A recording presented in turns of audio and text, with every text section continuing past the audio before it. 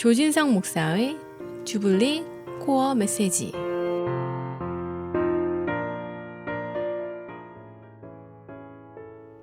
하나님이 주시는 참되고 큰 기쁨이 애청자 여러분 심령과 가정 속에 충만히 임하시기를 바랍니다. 오늘은 구약성경 시편 1편 2절 말씀 내용을 가지고 은혜를 나누겠습니다.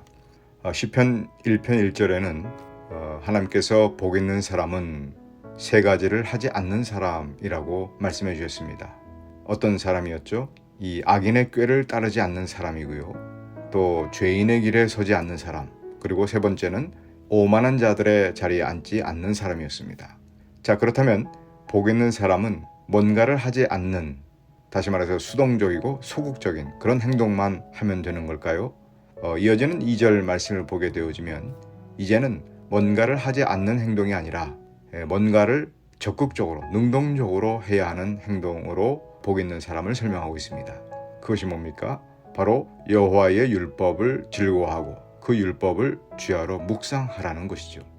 자, 이처럼 하지 말라는 것을 먼저 언급을 하고 뭐뭐 하라는 것을 나중에 얘기하는 것은 그 순서가 참 낯이 익는 것 같습니다.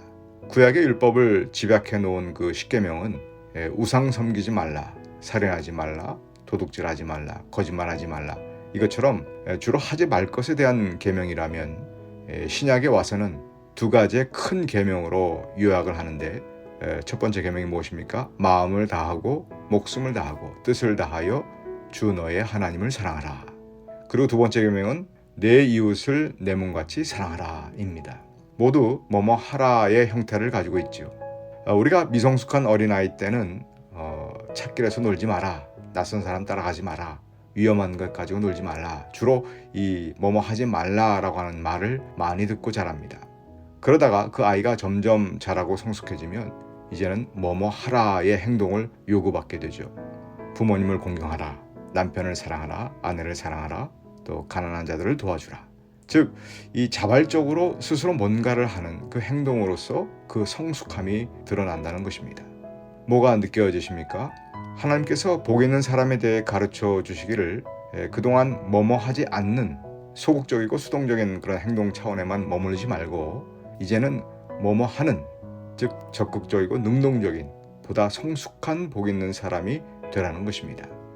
그 성숙한 복 있는 사람이 되기 위한 첫 번째 명령이 바로 여호와 하나님의 율법을 즐거워하고 그 율법을 주야로 묵상하라는 것이죠. 먼저 율법을 즐거워하라라고 하는 말씀은 이 하나님의 마음에 동참하라는 뜻을 담고 있습니다. 하나님의 말씀 속에는 하나님의 뜻과 소원과 계획이 들어있지요. 그래서 우리가 하나님의 말씀을 읽으면 하나님의 뜻과 소원과 계획을 알게 될 뿐만 아니라 그 뜻과 계획과 소원이 이루어질 때 하나님께서 기뻐하시는데 바로 그 기뻐하시는 마음에 우리도 동참할 수 있다는 것입니다. 그렇게 하나님의 말씀을 통해서 하나님의 마음이 나에게 읽혀지기 시작하면 그때가 바로 이 보다 성숙한 복 있는 사람이 된다는 말씀입니다. 자, 그 다음에는 율법을 주야로 묵상하라 그랬습니다. 이 히브리어로 하가라고 하는 단어를 쓰는데요. 이 하가라고 하는 말은 번역된 묵상하라는 그 단어가 주는 이미지 때문에 주로 말씀을 조용히 생각하고 명상하는 그런 느낌을 갖게 되어지는데, 이 하가는 그런 뜻이라기보다는 중얼거리며 소리내어 읽다, 읊조리다, 암송하다, 심지어 으르렁 소리를 내다 라고 하는 그런 의미를 가지고 있기 때문에 우리의 선입견을 무색하게 만드는 것 같은데요. 또 이렇게 소리내는 것뿐만 아니라 이 몸을 앞뒤로 흔드는 모습까지도 포함하고 있습니다. 히브리 사람들이 예루살렘에 있는 그 통곡의 벽 앞에서 막 흔들면서 소리내어 중얼거리는 그런 모습을 떠올리면 될 것 같습니다. 이렇게 하가는 소리내어 말씀을 읽고 암송하고 또 흔드는 것, 이것은 하나님의 말씀을 눈으로 보면서 읽는 것이 아니라 소리내어 읽음으로 그 말씀을 내 목소리를 통하여 듣겠다라고 하는 뜻입니다.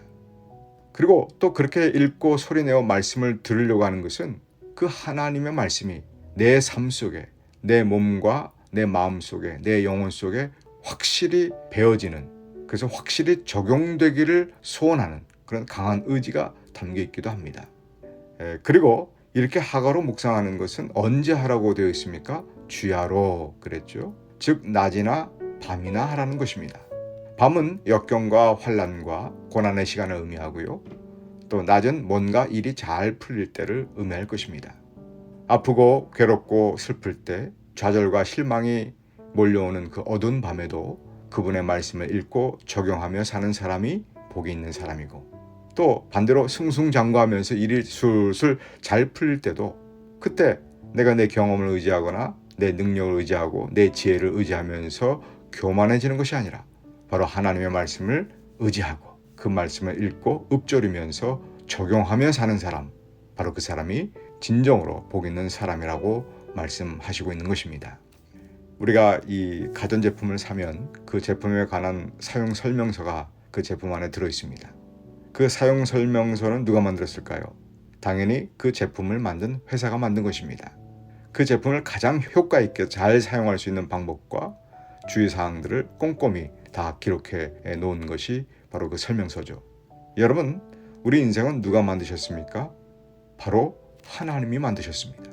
하나님이 우리 인생을 만들어 놓고 우리네 그 인생이 어떻게 살아야 가장 행복하게 살 수 있는지, 또 어떻게 살면 우리 인생이 망가지게 되는지 아주 세밀하게 꼼꼼히 기록해 놓은 그 인생 사용 설명서가 바로 여호와의 율법, 하나님의 말씀이라는 것입니다.